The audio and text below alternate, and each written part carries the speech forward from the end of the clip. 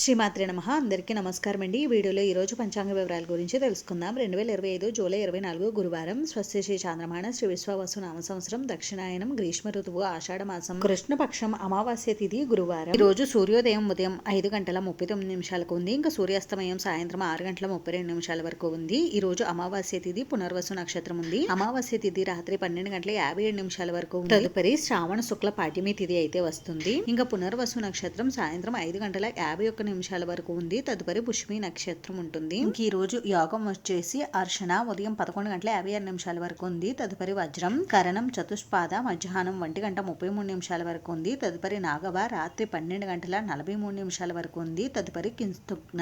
ఈ రోజు ఉన్న శుభ సమయాల గురించి తెలుసుకుందాం. బ్రహ్మ ముహూర్తం తెల్లవారుజామున 4:20 నుండి 5:08 వరకు ఉంది. అమృతకాలం మధ్యాహ్నం 3:31 నుండి 5:03 వరకు. ఉచిత్ ముహూర్తం ఉదయం 11:56 నుండి 12:48 వరకు ఉంది. ఈ రోజు శుభ సమయం అయితే లేదండి. ఇవండి ఈ రోజు ఉన్న శుభ సమయాలు అయితే. ఇప్పుడు ఈ రోజు ఉన్న అశుభ సమయాల గురించి తెలుసుకుందాం.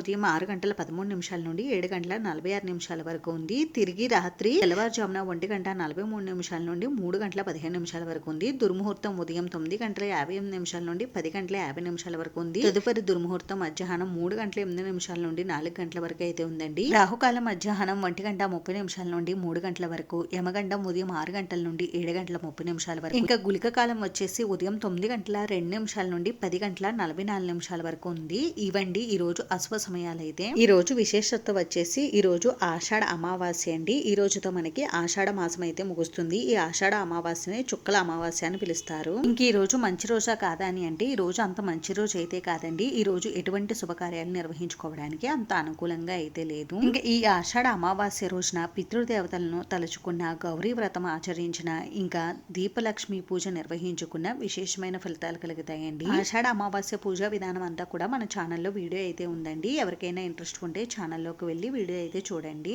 అంతేనండి, చూసారు కదా, ఇదండి ఈ రోజు పంచాంగ వివరాలు అయితే. ఈ వీడియో మీకు నచ్చితే ప్లీజ్ లైక్ చేసి, షేర్ చేసి, సబ్స్క్రైబ్ చేసుకోండి.